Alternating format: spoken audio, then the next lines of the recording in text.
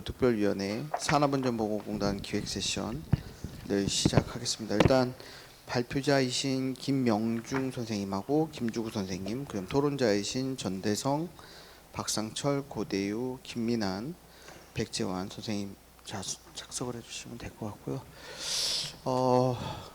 공간이 되게 넓죠? 네, 제가 우리 안전보건공단에 대한 사랑을 표시하느라고요. 예, 메인 홀로 이거 화면 있는데 딴 데 없어요. 여기만 있어요. 예, 이거 빔 프로젝터 아닙니다. 예, 직접 하나하나 한 땀 한 땀 설치된 거거든요. 예, 항상 안전보건공단께서 저희 많이 도와주시고 그래갖고요. 저는 한 300명 올 거라고 예상을 했기 때문에 200명 정도 들어오는 공간으로 농담이고요. 저희 원래 첫 세션이 제일 학자나 뭐 실무자나 참여도가 좀 낮습니다. 그래서 그래도 이제 넓은 공간을 저희가 쓸 수 있길래 제가 이제 여기를 쓰겠다고 했던 거고요. 저는 죄송합니다.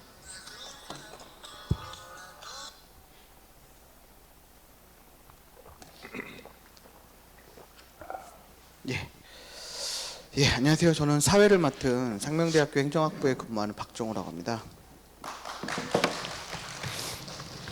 오늘 발표를 맡아주실 안전보건공단에서 김명중 선생님 참석해 주셨습니다. 그리고 김주구 선생님 참석해 주셨습니다. 그다음에 토론을 맡아주실 전대성 선생님 참석해 주셨습니다. 그다음에 박상철 선생님 참석해 주셨습니다. 네, 안녕하세요. 고대유 선생님 참석해 주셨습니다. 그다음에 김민한 선생님 참석해 주셨습니다. 백재환 선생님 참석해 주셨습니다. 이번 세션 같은 경우에는 저희가 이제 연구회에서 특별위원회에서 하는 세션이기 때문에 이 발표 자료를 가지고 논문이 되네 안 되네 뭐 데이터가 맞네 틀리네 이런 논의는 아니고요. 발표하신 내용들에서 우리가 더 보탤 것들을 좀 찾아주시면 좋을 것 같아요. 저희가 통상 이제 안전보건공단에서 수행하는 사업이나 또 연구나 이런 것들이 있는데요. 이미 되게 엄격한 프로세스대로 연구들이 진행되겠지만은 또 외부의 시각에서 봤을 때 이런 부분들을 좀 보완하면 더 좋겠다. 라든지 또 다른 사례라든지 아이디어 같은 것들을 보태주는 자리라고 생각을 해주시면 토론자 선생님들께서는 감사하겠습니다. 그럼 우선 발표를요 김명중 선생님과 김주구 선생님 순서대로 다 듣고 거기에 대해서 5분께서 모의 토론을 모두 토론을 하는 걸로 진행을 하도록 하겠습니다. 예, 그럼 큰 박수로 김명중 선생님 환영해 주시면 감사하겠습니다.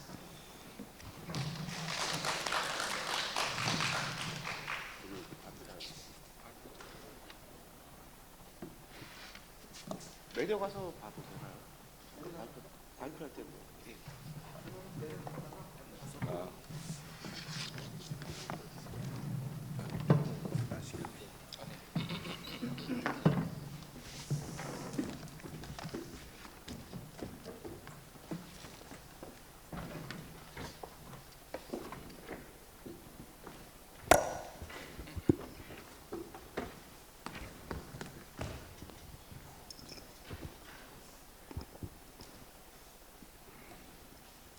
네, 안녕하십니까.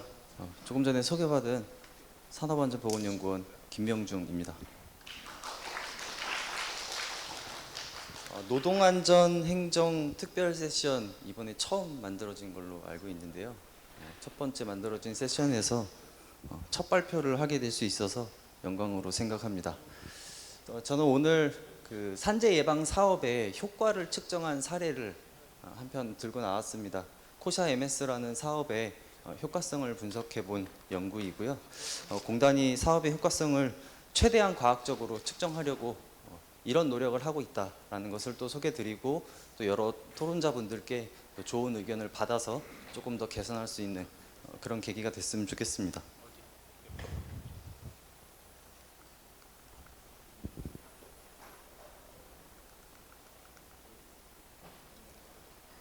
공단의 예산과 인력은 지속해서 확대되어 왔습니다. 2020년에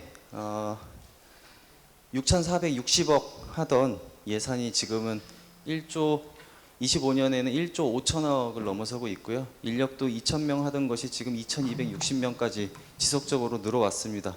그러면서 국회와 고용부, 기재부 등에서는 우리 공단이 하고 있는 1조 넘게 쓰고 있는 이런 사업들이 정말 효과성이 있는 것이냐에 대한 질문들을 계속해서 던져왔고요.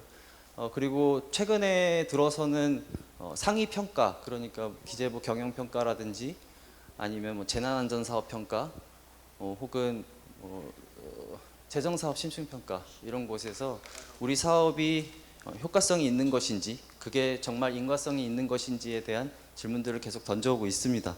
그러한 와중에 사망만인율도 감소되던 것이 조금 정체되고 있는 것으로 보입니다. 2017년에는 사망만인율 0.52에서 가파르게 계속해서 하락해 오다가 지금은 0.39 수준을 유지하고 있는 상황입니다. 이것이 한 3년 넘게 지속이 되고 있고요. 그러다 보니까 상급기관에 대응하고 또 상위 평가에도 대응을 하고, 더군다나 이 사망만인율 감소폭이 정체가 되면서 우리 사업의 효과성을 조금 더 강화할 필요가 있겠다. 그러려면 일단 효과성이 있는지부터 좀 잘 살펴봐야겠다 하는 수요가 있었고, 그래서 2024년에 우리 공단에서는 이 사업평가를 전담하는 조직을 신설했습니다. 그리고 이제 이 사업의 효과성들, 주요 사업의 효과성들을 지금 분석하는 연구들을 해오고 있습니다. 리시버가 지금 수신기가 없어가지고 네, 사이클 알겠습니다. 좀 넣어드리겠습니다. 네. 오늘 소개해드릴 사업은 코샤 MS라는 사업인데요. 아마 교수님들께서 다들 들어보셨을 거라고 생각이 됩니다. 안전보건 경영 시스템 구축 지원 사업이고요. 사업장에 결국에는 안전보건을 관리할 수 있는 체계적인 경영 시스템을 마련해주는 사업이라고 볼 수 있겠습니다. 당연히 산업재해 예방을 목표로 하고 있고요.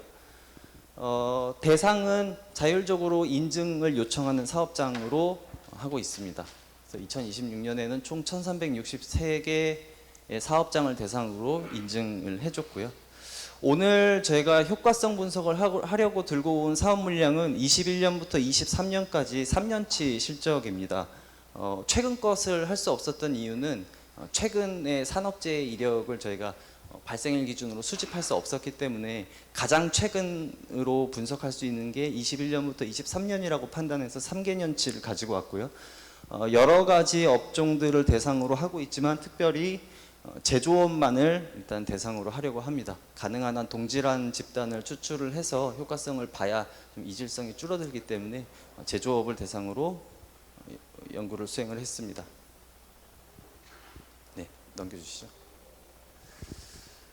사업의 효과성을 봐야 되는데 저희가 기본적으로는 각 사업 부서에서 우리 사업이 효과가 있었냐 없었냐를 판단을 할 때 주로 이런 방법을 써왔습니다.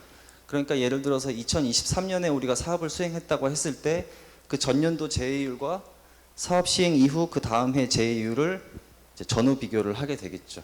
그래서 빗금 2개 친 것만큼의 효과가 있었다라고 지금까지는 말해 왔습니다. 넘겨주시죠. 그렇지만 사업에는 참여하지 않았지만 우리 사업 대상과 굉장히 동질한 집단도 같은 기간 동안에 동일한 수준의 제해율 감소를 보였다면 우리 사업에 효과가 있었다고 말하기 좀 어려울 것입니다. 넘겨주시죠. 그래서 우리 사업이 다른 동질한 집단, 그러니까 통제 집단 대비해서 약간은 더 줄어야 마지널한 효과를 보였다라고 말할 수가 있겠죠. 넘겨주시죠. 그런데 이런 문제도 있습니다. 예를 들어서 사업 투입 이전에 이 제해율이 감소해온 추세를 봤더니 우리 사업의 추세가 이 통제 집단의 추세보다 조금 더 가파르게 보여왔다면 저 별만큼의 효과는 사실 추세에 의한 것이지 우리 사업에 의한 효과라고 볼 수 있겠느냐 하는 질문도 던질 수 있을 겁니다. 넘겨주시죠. 그래서 우리가 사업의 효과를 조금 더 과학적으로 분석하려면 결국에는 두 가지를 봐야 됩니다. 첫 번째, 우리 사업 대상과 굉장히 질적으로 유사한 통제 집단을 잘 뽑아서 마지널한 효과가 있는지 보는 것.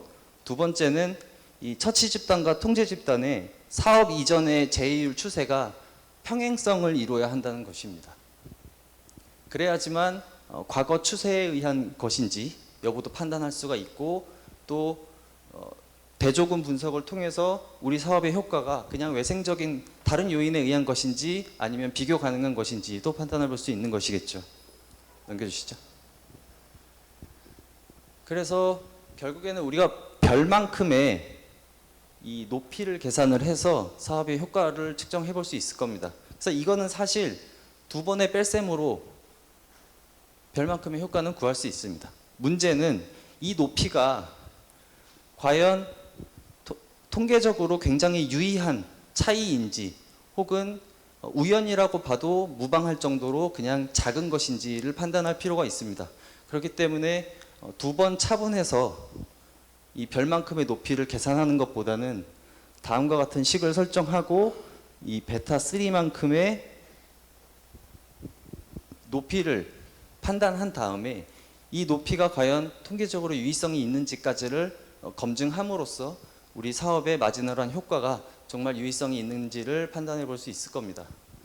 여기에서 선형 회귀식을 세웠는데요. Y는 제휴율이 될 것이고, P는 사업 전후를 나타내는 더미 변수, C는 사업의 참여 미참여 여부를 나타내는 더미 변수고, 마지막에 인터랙션 텀에서 이 베타 3, 그러니까 별만큼의 높이를 측정할 수 있게 됩니다.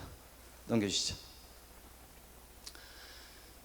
앞서 말씀드렸던 것처럼 저 별만큼의 효과를 추정하고 나면 저것이 트렌드에 의한 효과인지 아닌지를 판단하기 위해서 평행 추세 검정을 병행해야 합니다. 그래서 이 사업의 투입 전 연도, 그 전년도, 그 전년도, 과거 몇 년을 봐야 된다는 특별한 어떤 기준은 없습니다만, 선행 연구들을 보면 대개 4년에서 5년 정도를 보고 있습니다. 그래서 한 4년에서 5년 정도의 이 추세가 평행한지를 검증을 해야 되는데, 이 과정에서는 22년도의 처치 집단과 통제 집단의 높이하고 21년도의 처치 집단과 통제 집단의 높이를 차분해서 차이를 내서 그게 0인지 아닌지를 검증하는 방법으로 계산을 합니다. 그러니까 귀무가설을 A-B가 0이다 라고 놓고, 만약에 0이라는 귀무가설을 기각한다면 0이 아니라고 볼 수 있으므로 그런 경우에는 평행 추세가 성립하지 않는다고 판단을 합니다. 그래서 마찬가지로 다음과 같은 식을 세워 놓습니다. 기본적으로 베이스는 A만큼이 될 것이고요. 그래서 베타 3, 4, 5, 6, 7 저렇게 인터랙션 텀을 세워 놓으면 결국 베타 3부터 베타 이 7이 다 0에 가깝고, 이제 통계적으로 0이 아니라는 귀무가설을 기각할 수 없는 상태라면 우리가 과거 추세가 평행하다고 이렇게 판단할 수 있게 됩니다. 넘겨주시죠. 반대로 넘기셔야 됩니다.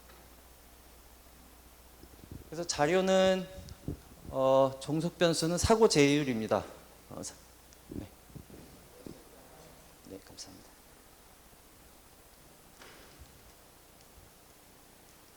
레이저는 안. 예, 다들 잘 아시는 것처럼 사고 제휴율은 상시 근로자 분의 사고 재해자 수 곱하기 100으로 설정이 되고요. 다만 지금 우리가 산업재해율은 이미 25년 통계까지 나와 있습니다. 그런데 우리가 분석에 사용할 수 있는 통계는 이 발생일 기준의 통계이기 때문에 현재는 24년 정도까지 쓰는 게 타당하다고 생각이 됩니다. 그래서 24년, 21, 22, 23, 24까지의 사고재해자 수를 계산을 했고요. 그 다음에 이제 처치 집단과 통제 집단의 같은 경우에 이 코샤이메스 제조 사업장에 21년도에는 431개, 22년에는 664개, 23년에는 595개소를 지원을 했습니다. 건설업을 제외한 우리나라 전체 사업장에 8년 연속 생존한 사업장을 보면 한 113만 개 정도 되고요. 그래서 이 교집합을 통해서, 그리고 이제 매 연도에 신규로 인증을 받은 사업장들을 계산을 했더니 이제 처치 집단은 297개, 22년에는 445개, 23년에는 436개소가 확정됐고, 그 다음에 이제 처치 집단을 제외한 통제 모집단에서 이제 처치 집단과 굉장히 유사한 통제 집단을 선정을 하게 됩니다. 이 과정에서는 이제 성향 점수 매칭이라는 방법을 쓰고요. 기본적으로 이 처치 집단과 굉장히 유사한 근로자 수 규모라든지 그 다음에 중분류 수준의 업종 그리고 사업장이 위치한 소재지까지를 공변량으로 통제를 해서 처치 집단과 굉장히 유사한 통제 집단을 각각 297, 445, 436개를 선정을 하게 됩니다. 그래서 처치 집단과 통제 모집단 간의 상태를 보면 이 동그라미 점으로 된 것처럼 굉장히 거리가 많이 벌어져 있는데요. 이 PSM 방법을 통해서 통제 집단을 선택했을 때 세모 모양으로 이제 두 간의 편차가 굉장히 좁혀진 것을 확인할 수 있습니다.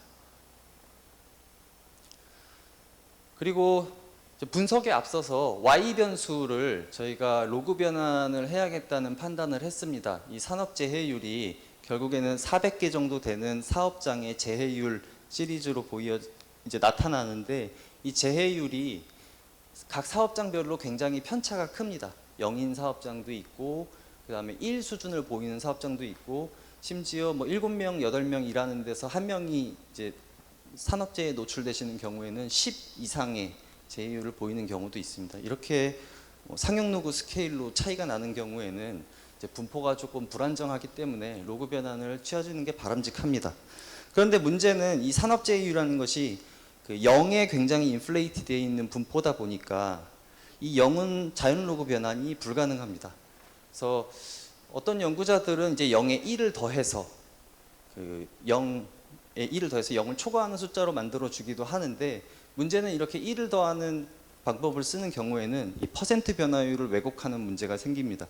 그러니까 예를 들어서 기존 값이 0, 1, 2였는데 이 0을 없애겠다고 여기다가 1을 더해서 1, 2, 3으로 바꿨을 때 B에서 C의 변화율은 100이지만 변경된 자료에서는 50% 변화율을 보이게 되죠.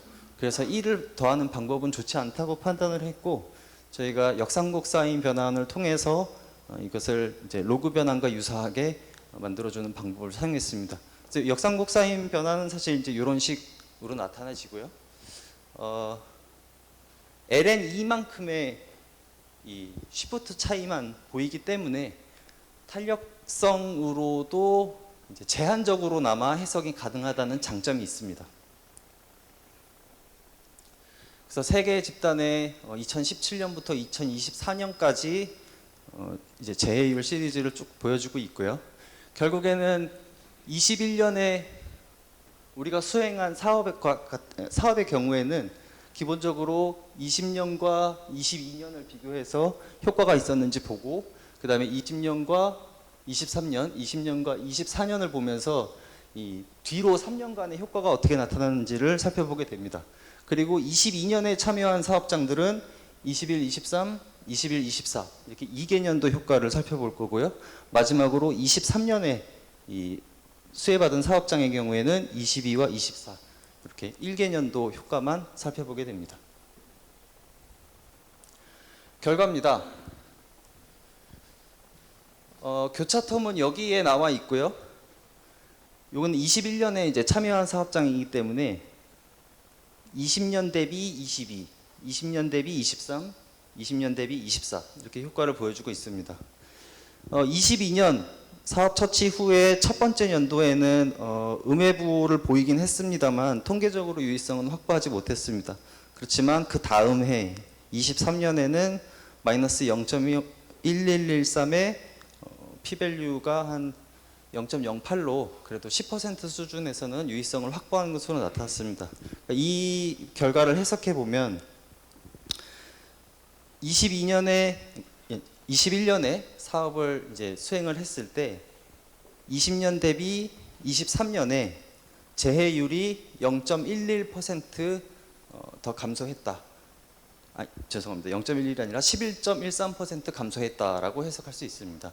근데 지금 처치 집단의 재해율이 재해율 수준이 0.2 정도 됩니다. 그러니까 0.2에 11%면 0.02 정도 재해율을 추가적으로 감소시켰다라고 해석할 수 있을 겁니다. 22년에 참여한 사업장 같은 경우에는 21 대비 23을 비교했을 때 약 한 10% 정도 재해율을 감소시키는 효과를 첫 해에 보였고요. 두 번째 해에도 마이너스였지만 그래도 통계적으로 유의성을 확보하지 못했습니다.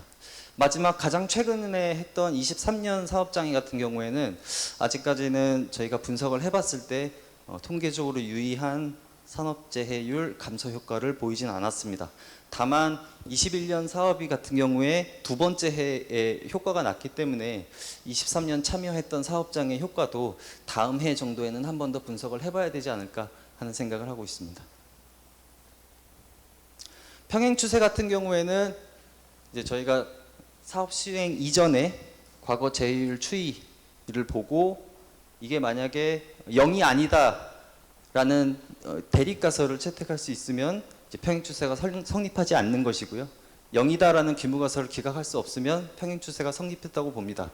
지금 21, 22, 23의 시리즈를 모두 봤을 때 모두 다 통계적으로 유의하지 않은 결과가 나와서 저희가 평행 추세까지도 지금 성립하고 있다. 이렇게 보여집니다. 결과입니다. 21년, 22년 투입 물량에 대해서는 사업 수행 이후에 1년 혹은 2년 내에 사고재해율 감소 효과가 있는 것으로 저희가 판단을 합니다. 다만 23년 투입 물량은 단기 1년에는 아직까지 사고재해율 감소 효과를 관측하지 못했고 이것은 이제 다음 해 자료가 수집되는 대로 추가 분석이 필요할 걸로 보입니다. 이 연구에는 뚜렷한 한계도 있습니다. 아마도 이 원고를 읽어보면서 다들 느끼셨을 텐데 저희가 평행 추세 검정을 위해서 8년 연속 생존 사업장을 선택을 했습니다. 평행 추세 검정을 위해서 꼭 필요한 과정이었습니다만 문제는 그 동안에 소멸한 사업장들의 특성을 우리가 전혀 고려하지 못한다는 단점도 있습니다. 그러니까 환원하면 생존 편향의 문제가 있는 그런 표본들이다라고 말할 수 있을 것 같고요. 그리고 지금 이제 이질성을 좀 통제하기 위해서 제조업 사업장만 저희가 고려했습니다만 코샤MS에는 제조업 사업장뿐만이 아니라 이제 다른 여러 가지 뭐 건설업도 참여를 하고 있고요. 그래서 다른 업종에 있는 사업장들에 대한 효과 분석도 추가적으로 진행을 해볼 예정이고요. 그리고 제조업만 했기 때문에 이제 다른 업종들 계속해서 수행을 해나갈 예정이고 그 다음에 23년 이후에 지금 효과 미관측과 관련해서는 추가적으로 장기 효과를 계속해서 확인해 나갈 예정입니다. 예, 제가 말씀드릴 내용은 여기까지고요. 발표 들어주셔서 감사하고 혹시 궁금한 점 있으시면 지금 받아도 괜찮을까요? 이따가 할까요? 예, 알겠습니다. 그럼 이상으로 발표 마치겠습니다. 감사합니다.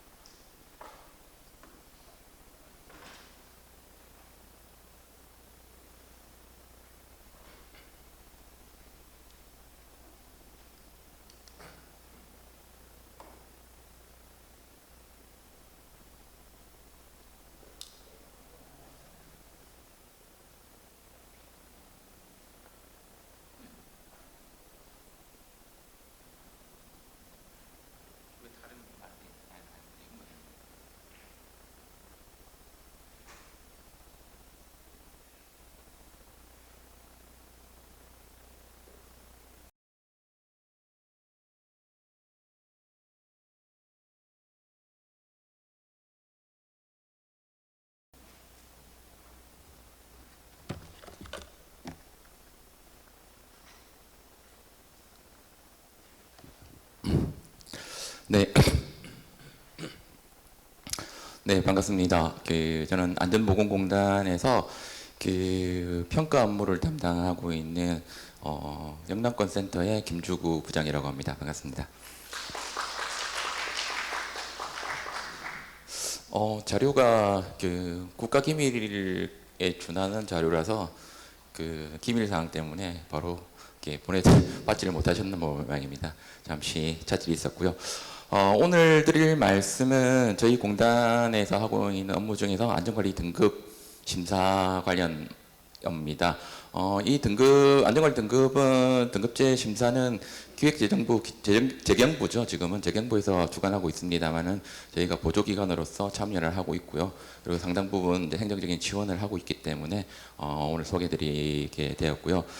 이 안전관리 등급제 심사가 이제 2000년부터 이제 도입되어서 벌써 이제 한 6년여 정도 흐르고 있습니다. 그래서 여러 이 등급제 심사에 대한 효과라든지 현장 작동성 그리고 진짜 실무적으로 필요한지 다양한 의견들이 있는 걸로 알고 있습니다.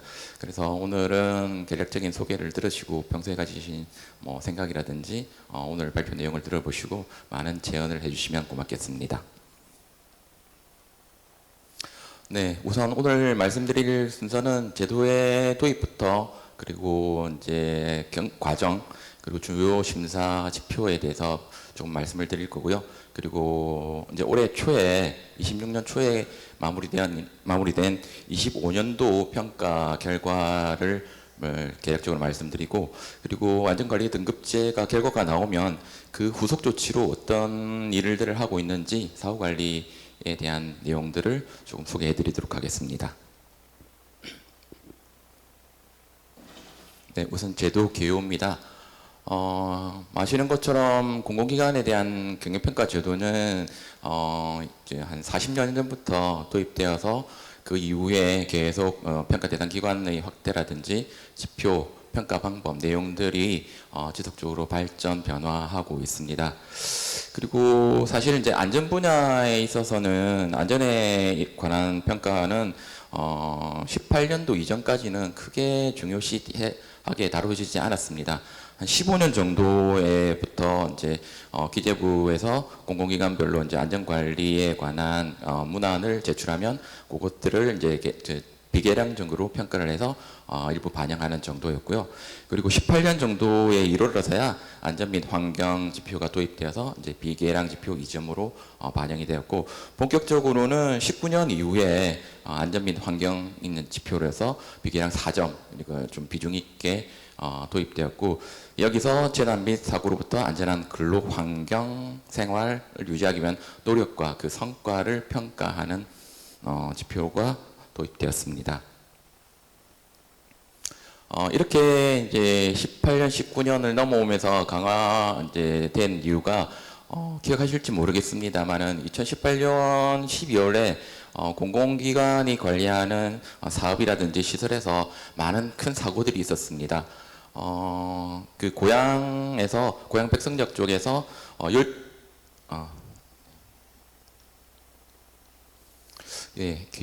열온수관 파열 사고로 인해서 인근을 지나던 이제 시민들 포함해서 한 명이 죽고 60여 명이 부상하는 사고가 있었고요.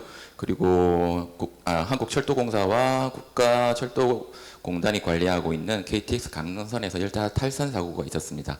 그리고 가장 큰 사회적인 반향을 일으켰던 서부발전의 태안화력발전소 김영균 씨 사망 사고가 12월에 있었습니다. 이 모두 공공기관이 관리하는 시설과 사업에서 발생했습니다. 그러다 보니까 이제 공공기관에 대한 사회적인 신뢰도가 매우 저하되었고 안전관리에 대한 중요성이 부각되는 계기가 되었습니다. 그래서 18년 말에 연말에 있었던 이와 같은 사고로 인해서 19년 초에 정부에서는 공공기관에 대한 안전관리를 강화하기 위한 여러 가지 대책이 발표되게 되었습니다. 우선 국조실에서는 작업장 안전 강화 대책이 발표되었고요. 그리고 무엇보다 이제 공공기관들의 경영을 관리하고 있는 기획재정부에서 공공기관 안전 강화 종합대책을 3월에 발표를 하고 그 공공기관의 안전관리에 관한 지침을 제정하게 되었습니다. 그래서 이 지침을 가지고 이 지침에서 공공기관들이 안전관리를 위해서 해야 할 조직, 인력, 활동들을 규정하게 되었습니다. 그리고 이제 20년에 이르러서 기존의 19년도까지는 이와 같은 강화 대책이 발표되었고, 현장에서 실무적으로 운영하고 있는 직접적으로 공공기관을 관리하고 있는 주무부처인 노동부라든지 국토부 등에서도 각각 그 안전관리 대책을 발표하게 되었습니다. 기획재정부에서는 공공기관 안전관리에 관한 지침을 만들었습니다만은 저희 소관인 고용노동부에서는 공공기관 안전활동 수준평가에 관한 지침 고시를 제정해서 공공기관들의 그 안전활동 수준을 평가하는 활동을 하게 되었습니다. 그래서 19년도에 이와 같은 정부의 대책이 되어서 공공기관들의 안전관리에 대한 활동을 평가를 하게 되었고요. 그리고 본격적으로는 기획재정부에서는 이와 같은 지침과 대책을 바탕으로 공공기관의 안전관리 등급제를 20년도에 도입하게 되었습니다. 20년도에 그 시범 사업으로 한 64개 정도를 평가를 했고, 그리고 21년도부터 본격적으로 안전관리 등급제 심사를 위해서 각종 지침들을 이렇게 만들게 되었습니다. 그리고 이 안전관리 등급제뿐만 아니라 공공기관에서 해야 할 안전경영에 대한 책임 계획을 발표하도록 하고, 그것들을 보고서로 작성해서 공시하고 주무부처에 보고하도록 한 게 20년 초반에 있었던 공공기관 안전관리 대책의 활동들의 주요 내용들입니다.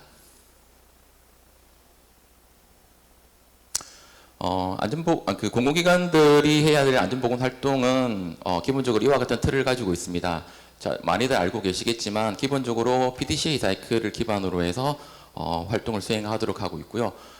일단 안전경영 책임 계획을 수립해서 이사회 승인을 받아서 주무부처에 보고를 하도록 하고 있고, 다양한 안전관리 규정에서 공공기관들이 수행해야 할 기본적인 안전관리에 대한 조직, 임무, 활동들의 내용들을 규정하도록 하고 있고, 이와 같은 계획을 수립해서 실제 실천으로는 하기 위해서는 안전관리 책임자를 지정하고 전담 조직을 설치하도록 하고 있습니다. 그리고 공공기관 자체 인력뿐만 아니라 그 공공기관과 같이 코웍을 하고 있는 수급업체의 또 인발부를 시키기 위해서 안전경영위원회 및 안전그룹협의체를 구성하도록 이렇게 이제 규정하고 있습니다.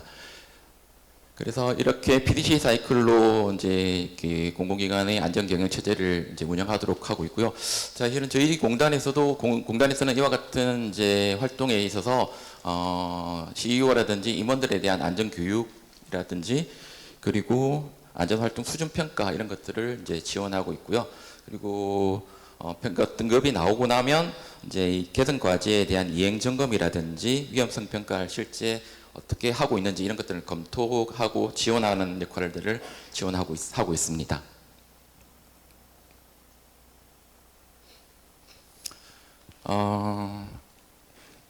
이 공공기관의 안전관리를 강화하기 위해서 주무부처인 국토부 그리고 노동부, 과학기술부 등에서도 활동을 하고 있고요.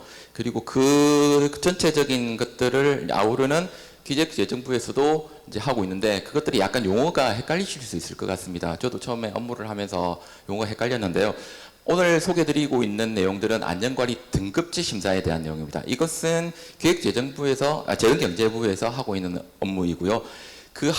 어떻게 보면 그 하위라고 할 수 있는데, 부속적으로 개별 이제 부처에서 안전활동을 수준 평가를 하고 있습니다.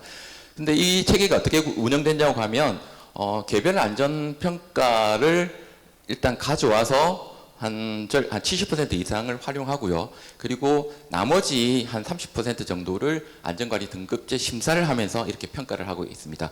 그래서 조탈 한 1000점 만점으로 나오면 그 점수를 가지고 이렇게 5개 등급으로 레이팅을 하도록 하고 있는 겁니다. 오늘 소개시켜드리고자 하는 것들은 각 부처에서 하고 있는 고용노동부라든지 국토부, 이제 과기부 등에서 하고 있는 개별 안전평가에 대한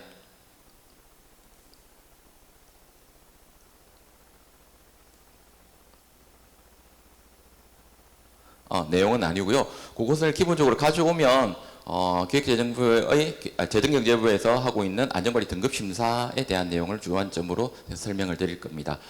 이와 같이 개별 부처에서 하고 있는 그 안전 수준 활동에 대한 평가를 가져와서 점수화하고 그리고 재정경제부에서 심사를 하고 한 다음에 그 결과를 저렇게 이제 5개 단계로 나누고 나면 그 결과는 재정경제부에서 공문위에서 등급을 심사해서 확정을 하고요. 그것을 공개하게 하고 있습니다. 그리고 공공기관의 각종 기관 홈페이지라든지 경영공시에서 이 등급에 대해서 공시를 하도록 하고 있고 아시는 것처럼 안전관리 등급이 나오면 그것들을 정부 경영평가에 이제 반영을 해서 이제 활용을 하고 있고요. 그리고 이제 각각 각 공공기관의 주무부처에 보고를 하도록 하고 있습니다. 그리고 그 등급에 따라서 심사 후에 저희들이 뭐 후속 조치를 연중에 하고 있습니다. 약간 구분을 해보자면 왼쪽에 있는 개별 안전평가 이게 이제 고용노동부에서 하고 있는 대표적인 것들은 공공기관 안전활동 수준평가라는 것들입니다. 수준평가라고 명명을 하고 있고요. 오늘 설명드리고 있는 내용은 여기에 해당되는 건 아니고 요것들을 가져와서 이제 안전등급제에서 심사를 하고 있다, 활용을 하고 있다라고 보시면 될 것 같습니다. 각 부처에서 하고 있는 것들은 주로 고용노동부에서 이제 안전관리에 관한 업무를 많이 하다 보니까 그 커버리지가 한 70% 내지 한 90% 정도 되고요. 즉 공공기관들의 작업장을 가지고 있는 공공기관들이라든지 건설 현장을 가지고 있는 공공기관들을 대부분 이제 고용노동부에서 이렇게 평가를 하고 뭐 일부 시설물이라든지 연구시설을 가지고 있는 기관들에 대해서는 과기부 산하의 국가연구안전관리본부라든지 국토안전관리원에서 평가를 하고 있습니다. 이것들을 가져와서 안전등급제 심사에서 활용을 하고 있다고 보시면 될 것 같습니다. 네, 이게 이제 차이인데요. 토탈 저희 이제 고용노동부에서 주관하고 저희가 안전공단에서 수행하고 있는 것들이 이제 그것이 안전활동 수준평가에 관한 것들인데요. 주로 이제 올해 대상은 105개였고요.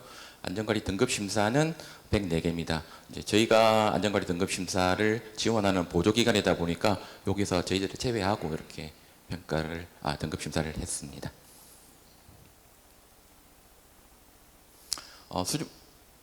수준평가가 수준평가 활동들에서 나왔던 각각의 지표들이 그 범주들이 이렇게 크게 4가지가 있는데요. 이것들은 각각 저렇게 안전관리 등급 심사에서 그 레이팅 된다고 보시면 될 것 같고요.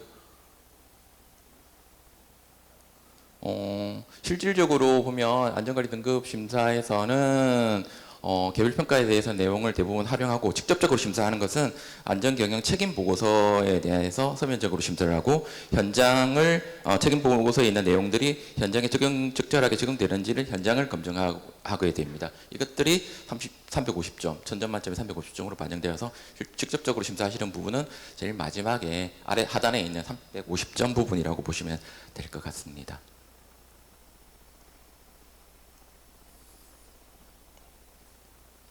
네, 제가 이해를 돕고자 자료를 여러 가지 넣었는데요. 내용들은 시간에 맞춰서 말씀을 좀 드리도록 하겠습니다.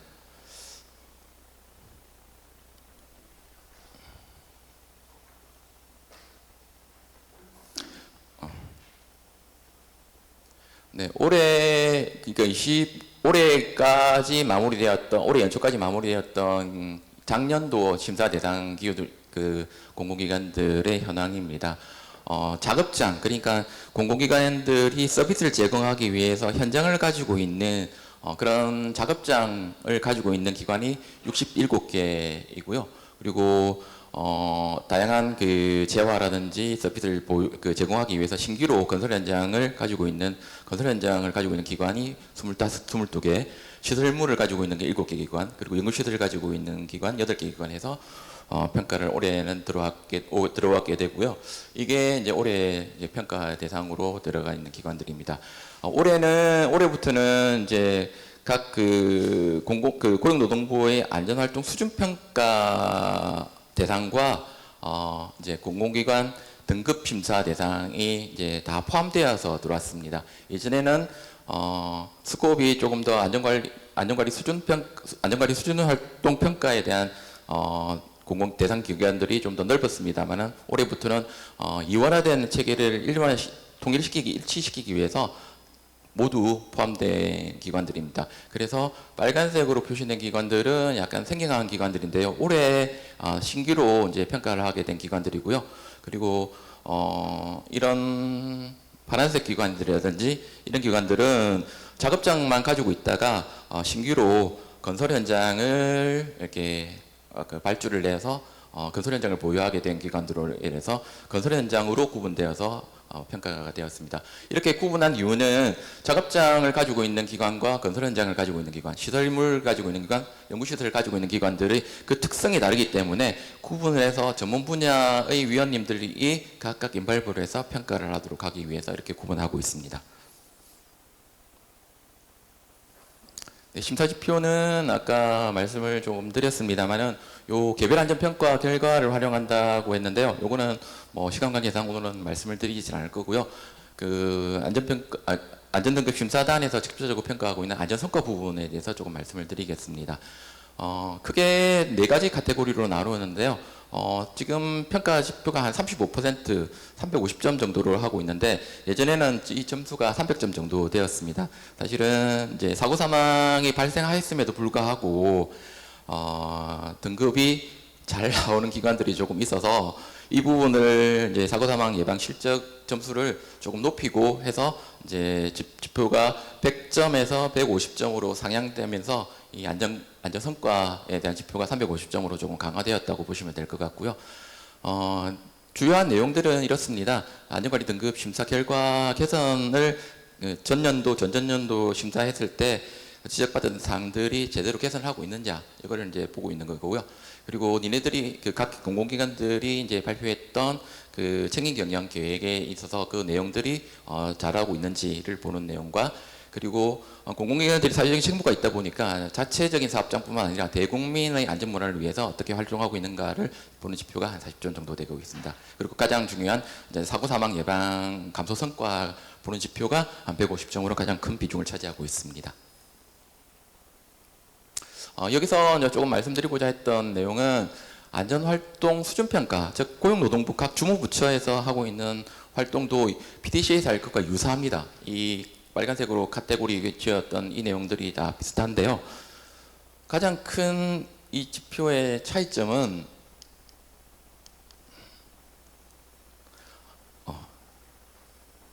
다른 이제 경영평가 시스템의 심사와의 구분되는 차이점은 이거라고 보시면 될 것 같습니다.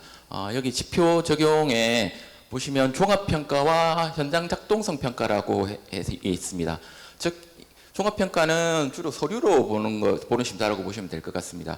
저희들이 하고 있는 뭐 코시 IMS라든지 그 뭐 여러 가지 공단에서 주관적으로 운영하고 있는 시스템 평가에 있어서 현장의 비중을 가장 높이 보고 있다는 게 이제 저희들이 하고 있는 활동들의 조금 차별점이라고 보시면 될 것 같습니다. 그래서 현장 작동성 평가라는 것은 이제 실무적으로는 한 2명 정도가 한 현장에서 직접적으로 현장에서 한 이틀 정도 가서 진짜 하고 있는지를 평가하는 내용이라서 이런 지표들 그러니까 안전보건관리 항목이라든지 활동이라든지 이런 항목들은 전부 다 현장에 가서 확인하고 있습니다. 특히 건설 사고가 많이 나고 있는 건설 발주 사업장에 있어서는 전부 다 이렇게 현장에 가서 평가를 하고 있고요. 이게 이제 저희들이 하고 있는 주로 인발부하고 있는 이제 평가 시스템에서는 특징이라고 보시면 될 것 같고요. 조금 요거는 내용들은 계략적으로 설명을 드려서 빨리 진행하도록 하겠습니다.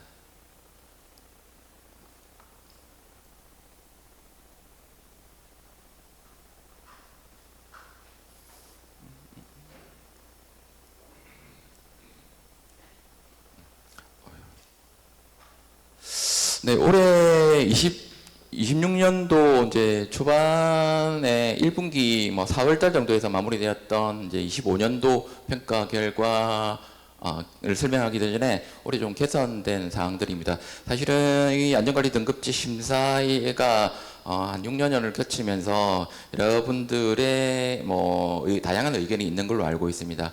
하지만 이제 이 제도의 유효성을 가지기 위해서 매년 이렇게 개편 작업을 하고 있고요. 고민을 많이 하고 있다는 점을 좀 말씀드리고 싶습니다. 그래서 그것에 대한 반로로서 안전평가 이 지표에 대한 배점이 이제 상향되었고요. 그리고 기관장 평가에도 일부 반영되고 있습니다.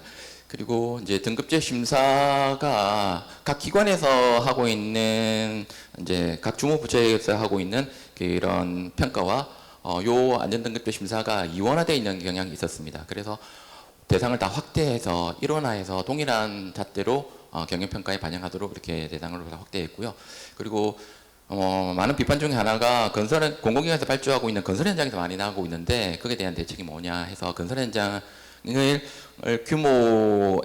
규모를 가지고 이제 소규모는 건설 현장을 보지는 않았습니다만은 지금은 소규모 관계없이 건설 현장이 있다고 하면 건설 발주 공공기관은 모두 이렇게 평가를 하도록 이렇게 강화되어서 작년에는 28개 기관이 건설 현장에 대해서 심사를 받았다면 올해는 40개소로 확대되었습니다. 그리고 사고 사망이 발생한 기관들이 등급이 다른 걸로 인해서 커버가 되는 불상사를 방지하기 위해서 등급 아까 말씀드린 것처럼 이 사고 사망 감소 성과에 대한 배점도 상향을 했습니다. 그리고 이제 작년에도 이제 태안 화력발전소에서 사고가 있었는데요.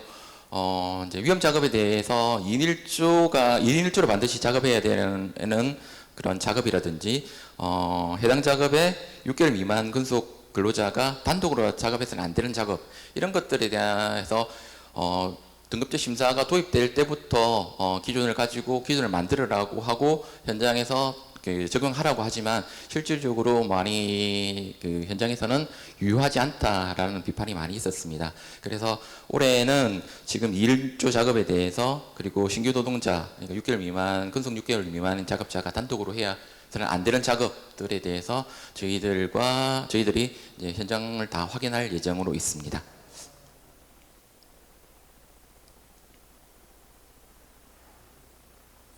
네, 올해 이제 평가를 해보니 주요하게 우수 등급은 사실은 제도가 도입될 때부터 등급을 아까 제가 5개 등급이라고 했는데요. 1등급은 한 번도 없었습니다. 그리고 이제 제도 초입 단계 초기에는 이 제도에 대한 이해가 좀 부족하고 인력도 좀 부족하다 보니까 이제 4등급도 이제 비중이 많이 좀 있었습니다만은 계속 평가가 진행됨으로 인해서 2등급, 3등급 비중이 계속 늘어나고 있고요. 그리고 또 지표를 고도하다 보니까 이제 2등급도 약간씩 이제 비중이 줄고 있는 경향을 가지고 있습니다. 근데 한 번도 이제 1등급은 나오지 않은 게 우수하다고 하는 1등급은 한 번도 나오지 않는다는 게 조금 문제인 것 같기는 합니다. 네, 이제 이렇게 평가가 되었던 안전관리 등급 심사 결과는 경영평가에 이제 올해는 배점이 1점이었는데요. 이렇게 이제 개량 반영되고 있습니다. 각 지표별로 카테고리 3개 카테고리로 평가를 하는데요. 안전 역량 수준, 안전 성과 등으로 구분해서 각 범주별로 등급을 매기고 그 범주별 배점을 가지고 토탈해서 합산을 하는 걸로 되겠습니다. 사실은 이제 성과를 말씀드릴 수 있을 것 같은데 과연 이제 효과가 있느냐 이제 보시면 한 10여 년 전, 한 2014년 정도부터 이렇게 한 10여 년 이상에 대해서 경영 변화를 보시면 분명하게 효과가 있다고 말씀드릴 수가 있을 것 같습니다. 다만 이제 등급제 심사가 도입되었던 19년도부터 해서 22년도까지는 감소 추세가 이어졌습니다만은 단기간의 추세를 보면 22년도 이후에는 약간 이제 공공기관에서 사고 사망자 수가 약간 증가하는 경향을 보이고 있습니다. 사후 관리입니다. 이제 이렇게 등급 심사 결과가 나오면 여러 가지 이제 사후 관리 조치를 하고 있는데요. 등급 심사만 할 게 아니고 컨설팅도 하고 어떻게 하라는지 가르쳐 줘야 되지 않느냐라는 게 그런 니즈에서 출발했다고 보시면 될 것 같습니다. 네, 6가지 정도 활동을 하고 있는데요. 등급 심사 결과에 대해서 개선 이행을 이제 제대로 하고 있는지를 이것은 평가에도 반영되기 때문에 이제 기관에서 신경을 쓰지만 지적 사항들이 많은 기관은 보통 한 10개 내외이지만 많은 기관은 70개 정도 됩니다. 그래서 심사단에서 하루에도 평가하기도 어렵고 해서 저희들이 하반기 정도에 중간 점검을 해서 그 이행 상황을 심사단에 제공하고 있습니다. 그리고 경영체계에 대한 자문 지원과 실질적으로 현장의 위험 요인을 제대로 평가하고 검토하고 있는지를 보는 위험성 평가 검토 결과를 지원하고 있고요. 저희들이 1분기, 상반기 정도에 이 2번과 3번 정도는 수행하고 있고, 사고가 수시로 발생할 수 있기 때문에 그와 같이 발생한 공공기관에 대해서는 개선 계획, 재발 방지 대책을 보고를 받고 그 기재부에서 보고받은 내용들을 저희들이 검토를 해서 검토 의견을 제시하도록 하고 있습니다.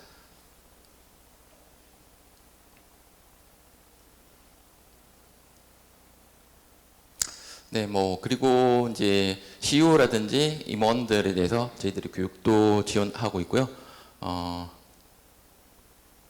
그리고 이제 많은 비판이 있었던 이제 2인 1조 작업과 6개월 미만 근로자가 단독으로 해서는 안 되는 작업에 대한 기준. 실질적으로 이게 굉장히 좀 현장에서 막 기준을 마련하기 어려움을 호소하고 있습니다만은 어쨌든 그 작년 사고도 그렇고 18년도에 있었던 김용균 씨 사망 사고도 있고 해서 현장에서 어떤 기준을 가지고 정착을 하고 수급업체, 하청업체까지 이것들이 기준이 명확하게 주지되어서 실행되어야 되지 않는가 하는 이제 의견들이 많이 있어서 올해는 본격적으로 이제 이것들에 대한 운영 실태를 조사하고 거기에 대해서 개선 방향을 제시할 예정입니다. 네, 제가 자료 준비라든지 이런 것들이 조금 이렇게 원활하지 못했는데요. 평소에 알고 계셨던 혹은 들었던 내용들이 많이 있을 거라고 생각됩니다. 그래서 여러 가지 많은 제언을 해주시면 저희들이 적극적으로 반영하도록 하겠습니다. 감사합니다.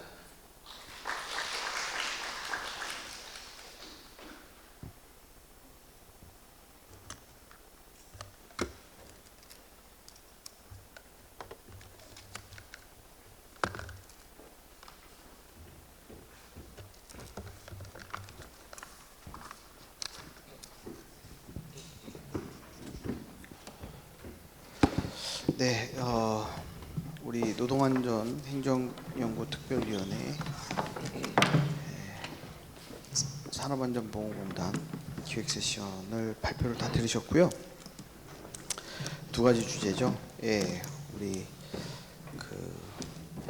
DID 방식을 통해 가지고 저희 코시아 MS 안전경영 인증이죠. 인증의 효과가 있냐라고 하는 분석 방법에 대해서 말씀을 주셨고, 두 번째는 지금 이제 안전활동 수준평가제도에 대한 주제로 제도에 대한 소개 그리고 경영평가에서 활용 그거의 효과에 대해서 말씀을 주셨습니다. 그래서 총 5분의 토론자를 모셨습니다. 시간 관계상 저희가 이제 10시 20분에 종료되어야 되는 관계로 한 4, 5분 내외로 두 개의 주제에 대해서 두 개를 다 하셔도 되고요.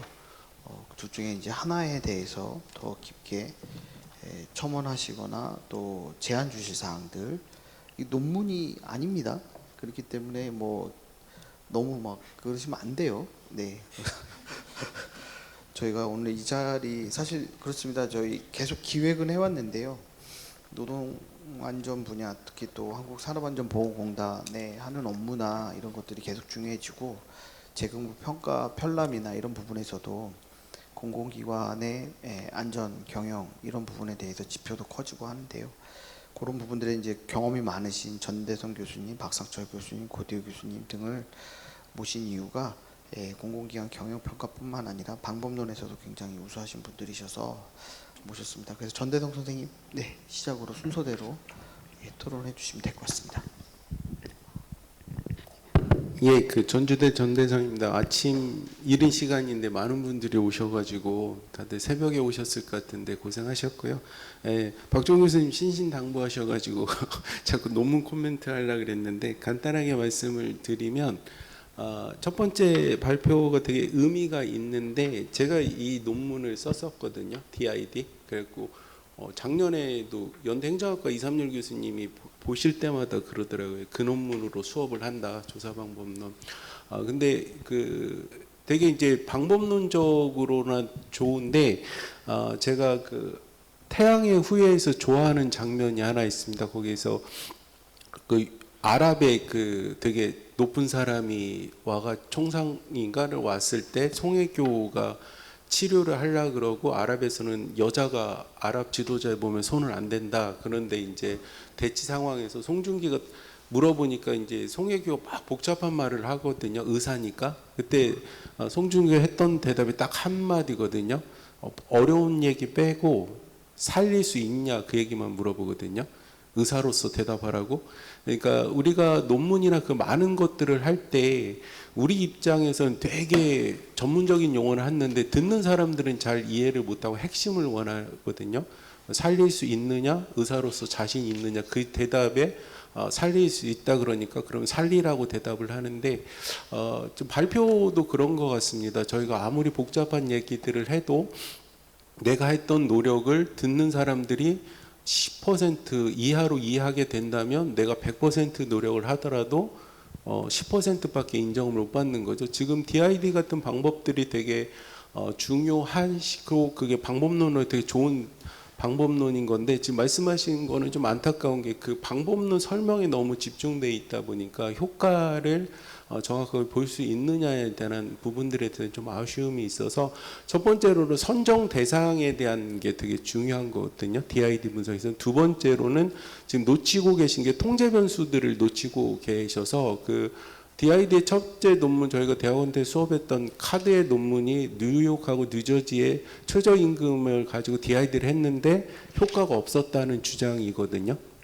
그때 이제 제가 기억하는 거는 아마 고대 김태일 교수님이 추후에 그 캘리포니아 대상으로 논문을 쓰셨을 거예요. 거기는 이제 통제 변수를 가지고 쓰셨는데 결론은 뭐냐면 원래는 그 최저임금제에 따라서 감소를 했다. 근데 경제 상황이 너무 좋아져 가지고 최저임금제에 따라서 고용할 수 있는 노동력을 그 경제 상황이 좋아지다 보니까 그 상쇄를 시켜버린 거죠. 그래서 단순한 DID 설계 말고도 영향을 미칠 수 있는 요인들을 봐야 된다는 게 핵심이었는데 지금 하신 거에서도 방법론은 되게 정교하신데 이게 이제 그 효과들이나 그런 영향을 미칠 수 있는 다른 변수들을 과연 봤느냐 그리고 해석 측면에서 1차 년도만 유의미하면 왜 1차 년도만 유의미할까? 그럼 이 효과가 단기적인 효과였지 않을까라는 그러니까 결과에 대한 해석들이 되게 중요한데 이제 그런 부분들이 좀 아쉬웠고요.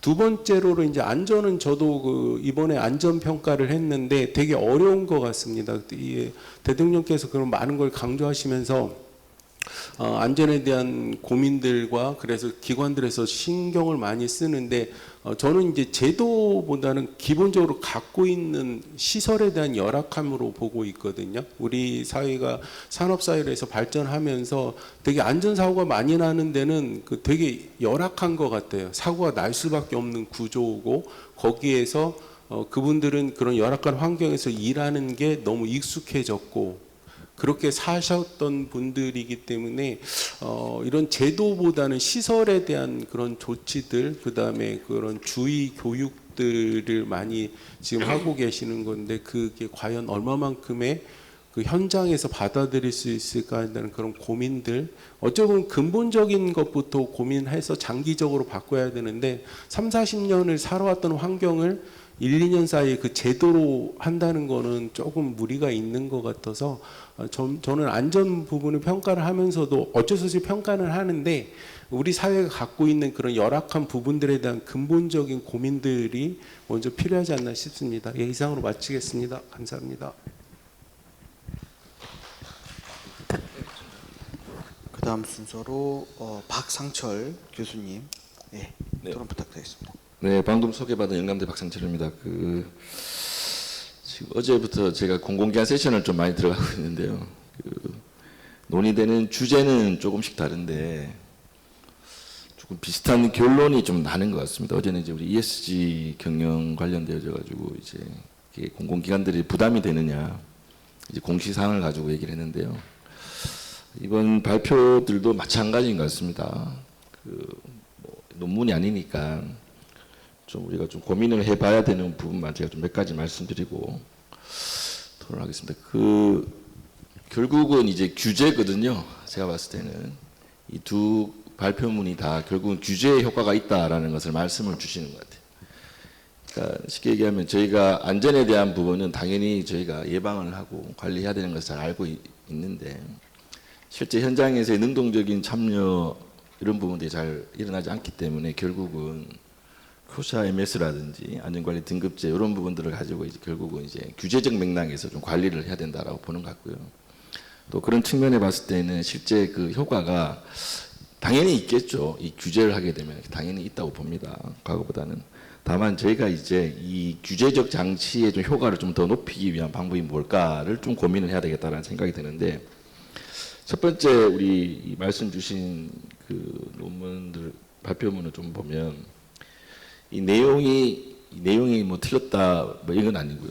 결국은 효과가 있다라는 이제 분석 결과를 말씀해 주셨는데 결과론적인 내용만 좀 말씀을 주셔서 오히려 이제 지금의 결론을 가지고 좀 더 보셔야 되는 것은 결국은 규제를 했을 때 실제 현장에서의 안전 행태가 어떻게 변화되는지를 좀 더 찾아보는 게 더 좋지 않을까 좀 이렇게 생각이 좀 들거든요. 우리가 뭐 안전보건 경영 시스템 구축이라는 관점에서 이 PDC의 단계별로 아마 해야 되는 것들이 쭉 정리가 될 텐데 실제 이런 부분들이 현장에서 어떠한 행태적 발현이 되고 있는가를 좀 보는 게 훨씬 더 조금 연구에 좀 도움이 될 것 같다는 생각이 들고 요 과정적인 내용의 논의가 있는 다음에 실제 우리가 DID 분석을 해봤을 때 실질적으로 그 효과가 좀 나타나고 있지 않은가 이렇게 좀 봐주시면 더 좋지 않을까라는 좀 생각도 듭니다.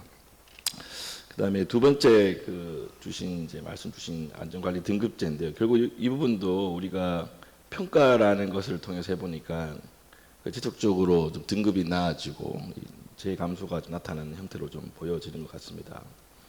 자, 여기서도 조금 우리가 고민을 해 좀 봐야 되는 부분들이 좀 있는데 일단 이 안전관리 등급제만의 영향일까?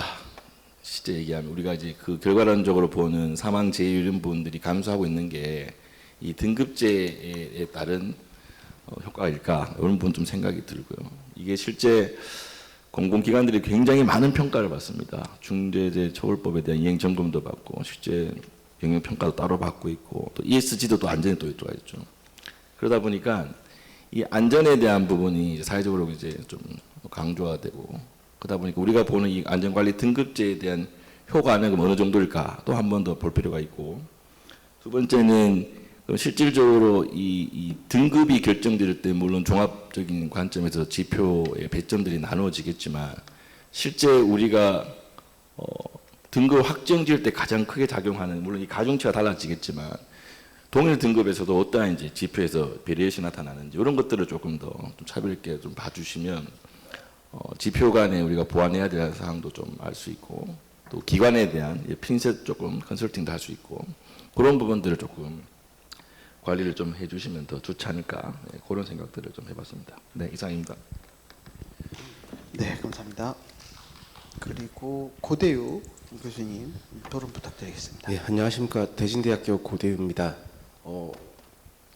저도 발표 잘 들었고 일단 두 개 발표에 대해서 그냥 포괄적으로 좀 의견을 드리면 첫 번째로 이제 그 산업 예방 사업의 과학적 효과 측정해서 그러니까 연구 잘 읽었습니다. 좀 박정호 사회자님께서 걱정하는 것처럼 우리가 너무 학술적으로 접근해서 막 이렇게 좀 약간 편집적으로 뭐 비판하지 않을까 걱정했는데 저는 이 연구 같은 경우에 방법론적으로 오랜만에 그 DID 차분이라든지 아니면 실험 설계적인 요소들을 다시 한 번 더 공부하는 기회가 돼서 좋다는 생각이 들었고 여기 발표자께서도 보니까 경제학 박사님이시더라고요. 그래서 방법론을 아주 그냥 FM처럼 잘 한번 바이블처럼 보여주셨다는 생각이 들었습니다. 그래서 연구의 의의가 안전사업도 이제 과학적으로 검증되는데 진짜 효과가 있는지 없는지를 일단 결론적으로 보여주셨고 그리고 DID 차분과 실험 설계를 이용해서 성향 매칭 점수 조건이 비슷한 대상을 딱 맞춰놓고 여기에 DID 차분을 결합시켜가지고 순수한 사업 효과를 실증적으로 뽑아낸 점 그리고 데이터 영이 많아 까다로운 제휴율 특성을 고려해서 역상곡사인을 변환을 통해서 쓴 점도 방법론적으로 저는 훌륭하다고 생각이 듭니다. 그리고 연도별 효과를 실제로 실증했습니다. 2021년과 2022년에 24%, 31%를 확인했고 2023년도에는 효과가 미미했다는 걸 그대로 이렇게 밝혀내서 향후 정책 개선의 든든한 근거가 정량적으로 되었다는 점이 아주 고무적이었습니다. 근데 이제 아까 우리 전대성 교수님께서도 말씀해 주셨는데 이게 통제 가능성이 앞으로 문제인 것 같습니다.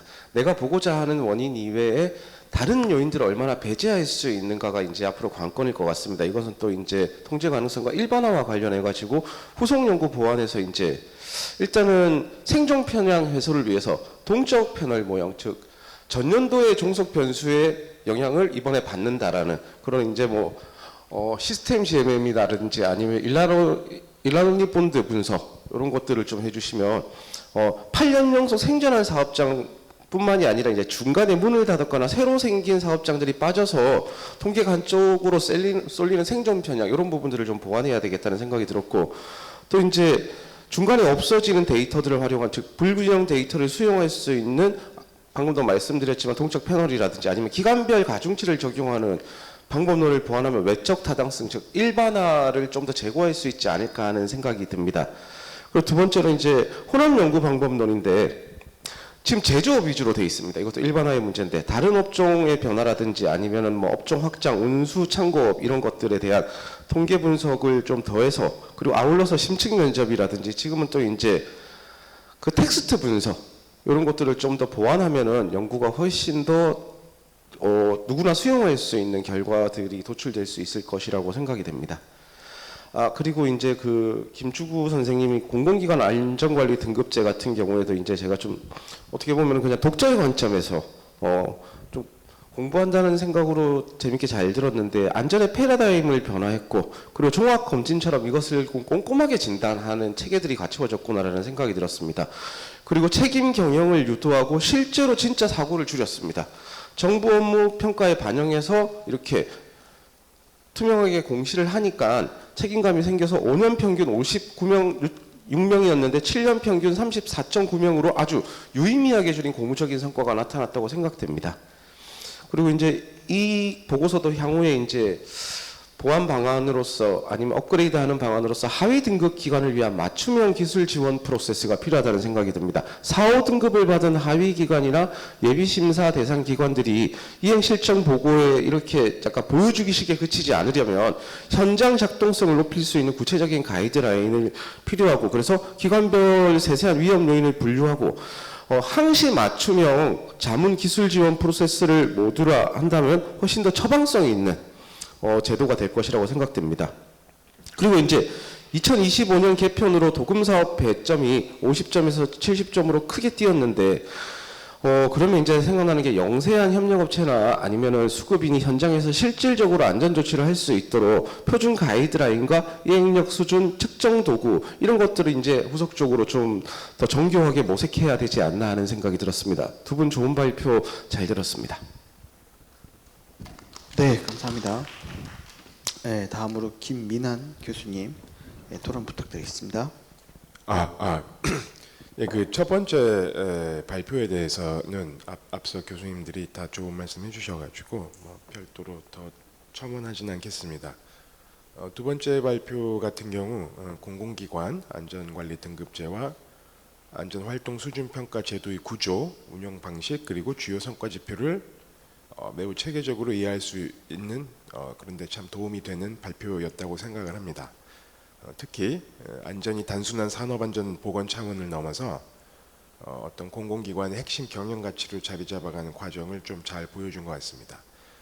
제가 무엇보다 좀 주목했던 것은 공공기관 안전관리 체계가 어떤 단순한 규정 준수 수준을 넘어서 Plan, Do, Check, Act PDCA 기반의 어떤 지속적 개선 체계로 설계가 되었다는 점이 상당히 인상 깊었습니다.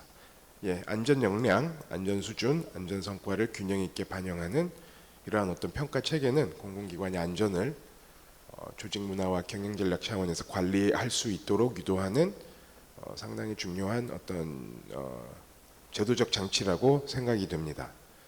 그리고 안전 성과 영역에서 사고 사망 예방 실적뿐만이 아니라 안전 문화 확산, 안전 경영 책임 활동, 개선 과제 이행 수준 등을 함께 평가하는 구조가 이게 공공부문 안전관리 범위를 지속적으로 확장하고 있다는 점에서 상당히 주목할 만한 것이 아닌가 싶습니다. 또한 대국민 안전문화 확산 노력을 평가 항목에 포함한 것 또한 저희 행정학자들 뭐 이게 전반적으로 다 행정학과 관련된 내용이긴 하지만 특히나 대국민 안전문화 확산 노력을 평가 항목에 포함시킨 건 이걸 이제 공공가치, 퍼블릭 밸류 이러한 것들을 굉장히 중시하는 저희 행정학자들 입장에선 특히나 좀 더 흥미로운 부분이었지 않나 싶습니다. 예. 또 정책학적으로도 저 두 번째 발표 같은 경우 정책학적으로 상당히 의미가 있다고 생각을 하는데 왜 그랬냐면 안전관리 등급제랑 안전활동 수준 평가가 실제 산업재해 감소나 조직 행태 변화에 어떠한 영향을 미치는지에 대해서 좀 더 본격적인 연구를 좀 실증적으로 연구를 해도 상당히 유의미한 어떤 성과가 도출되지 않을까 싶습니다. 뭐 이 정도로 하겠습니다. 감사드립니다. 네, 감사드립니다. 마지막으로 백재환 교수님 토론 부탁드리겠습니다. 안녕하십니까. 승강기대학교 백채환입니다. 앞서 네 분의 토론자 분들께서 워낙 좋은 말씀을 많이 해주셔서 제게 주어진 시간이 얼마 없습니다. 그래서 짧게 말씀을 드리겠습니다. 일단 발표해 주신 두 분의 박사님께 너무 감사의 말씀을 드리고 평상시에 이제 잘 알 수 없었던 안전에 관련된 정부 차원의 이제 공공기관 차원의 노력들을 알 수 있는 시간이어서 매우 의미가 있었습니다. 특히 이제 첫 번째 연구 같은 경우 이제 안전보건 경영 시스템이 이제 실제 어떤 효과를 주는지를 실증해냈다라는 점에서 굉장히 연구의 의의가 높다라고 생각을 하고 실증 연구로서의 뭐 효과가 뭐 생각보다 뭐 낮게 나왔다라는 뭐 생각이 들긴 했지만 이제 실제 이 안전보건 경영 시스템이 가져온 효과를 실제 눈으로 파악할 수 있었다는 점에서 의의가 있습니다. 그래서 두 가지 정도 이제 말씀을 좀 더하자면 안전보건 경영 시스템이 산업재해 예방에 영향을 주는 게 맞는데 ESG 경영이나 뭐 기타 규제들의 영향은 없는지 그래서 이제 방법론적으로 고민을 좀 더 해볼 필요가 있다라는 생각을 했고요.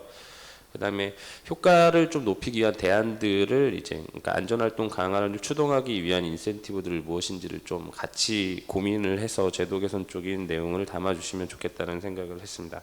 두 번째 발표 같은 경우는 제가 내용을 전혀 모르고 발표자료도 오늘 처음 봤기 때문에 제가 좀 인터넷 검색을 좀 해봤는데 실제 그 산재 사고 감소 효과가 미비하다는 부정적 평가들이 꽤 많았었고 거기에 대해서 주로 뭐 1등급이 뭐 부재하다. 그다음에 뭐 실제 사건 사고에 괴리가 있다, 뭐 경평가에 뭐 괴리가 있다, 뭐 이런 얘기들이 있었는데 거기에 대한 이제 기관 차원의 고민과 대응들을 알 수 있는 시간이어서 의미가 있었다고 생각을 합니다. 특히 경평 비율과 연동을 하면서 이제 변별력을 강화하기 위한 노력을 한다는 점이 되게 좋았고요. 이 부분에 있어서 앞으로의 활동을 더 기대하도록 하겠습니다. 감사합니다. 네, 발표와 토론 모두 마무리가 되었고요. 혹시 발제자 분들께서 답변 주시거나 또 보완 설명 주실 거 있으실까요? 예.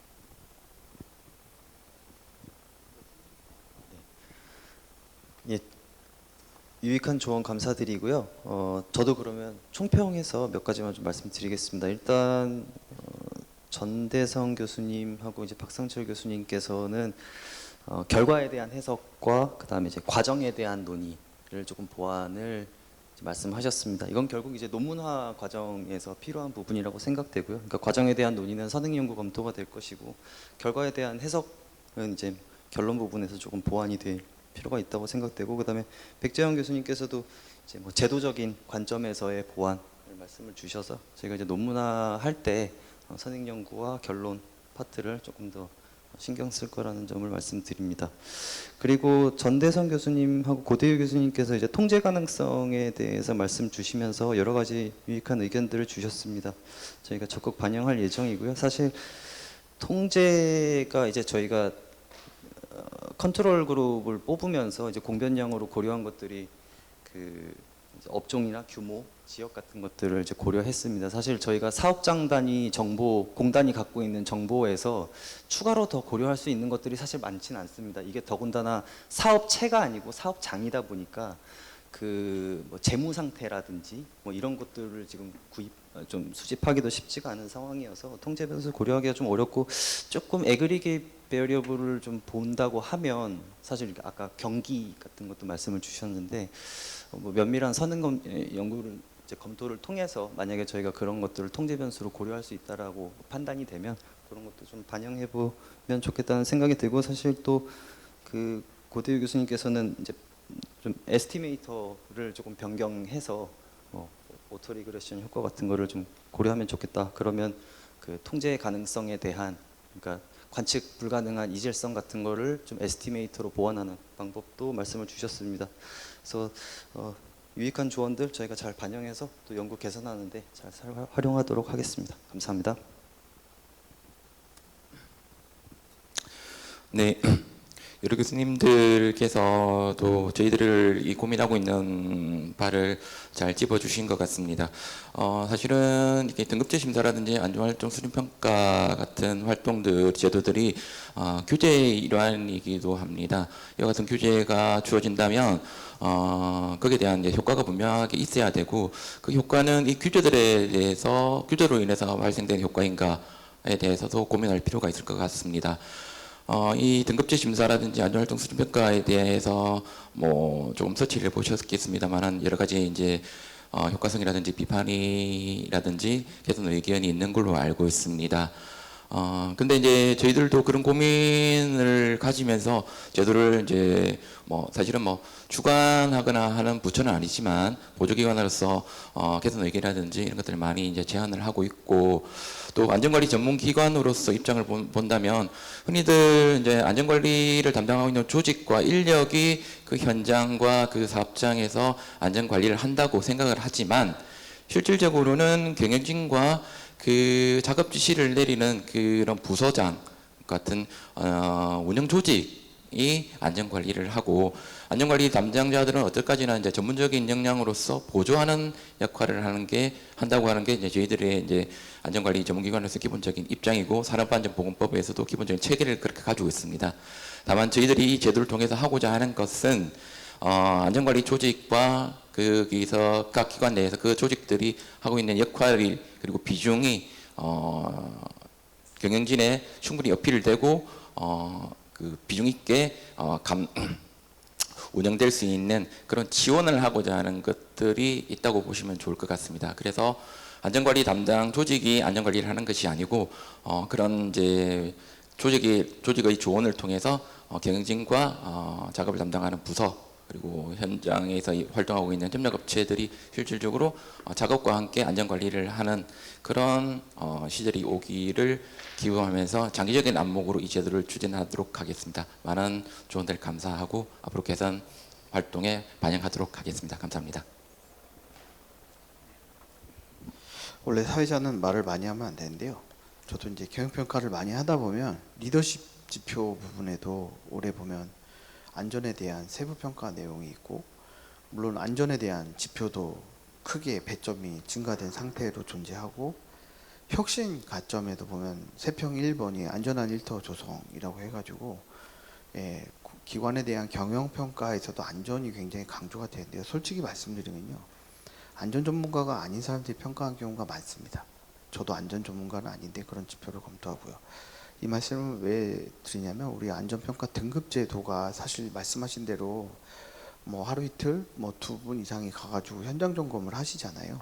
지금 뭐 국토부하고 고용노동부가 나눠서 점검을 하시는데 차라리 이걸로 좀 경영평가 지표가 대체됐으면 좋겠어요.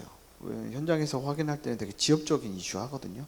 안전의식 내재화했냐, 뭐 예산 확보했냐, 교육 훈련했냐, 작업 중지 제도를 했냐 안 했냐.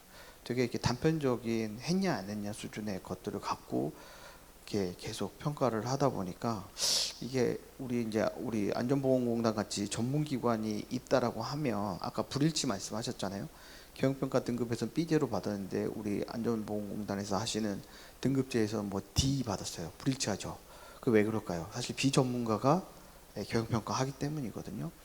제도적으로 봤을 때는 우리가 이렇게 안전 전문기관을 설립하고 운영했다라고 하면 물론 여러 단계에 거쳐가지고 개별 평가가 있고 이렇게 1000점짜리로 하셨다면 그것에 대한 신뢰성을 인정을 하고 오히려 그 평가가 내실화될 수 있도록 제도 개선이 더 필요하지 않나 싶습니다. 약간 상위 단위에서 여러 안전장치를 마련해 놨습니다. ESG 평가에도 막 그런 게 들어가 있고. 근데 보면은 우리가 제대로 하고 있나? 이런 생각이 들 때가 많이 있거든요. 오히려 역할이나 그리고 이 등급에 대한 신뢰성, 그리고 지금 왜 5등급으로 하는지 잘 이해가 안 돼요. 사실 9등급제 하시면 어떨까 싶긴 합니다. 우리 공공기관 경영평가도 S에서부터 2등급까지 9등급제잖아요. 근데 그 등급을 그대로 줘버리면 사실은 우리 기관에 대한 신뢰도, 그리고 또 우리의 중요성이 커졌기 때문에 그에 수반하는 인력과 예산, 이런 부분에 대한 확대, 그래서 실제로 상당 부분 대체될 수 있을 거라고 생각되어지는데, 그런 부분들이 향후에는 더 사회 안전에 대한 관심도 높아지고 하니까 강화되면 좋지 않을까로 말씀드리고 저희 세션은 이만 마무리하도록 하겠습니다. 수고 많으셨습니다. 감사합니다.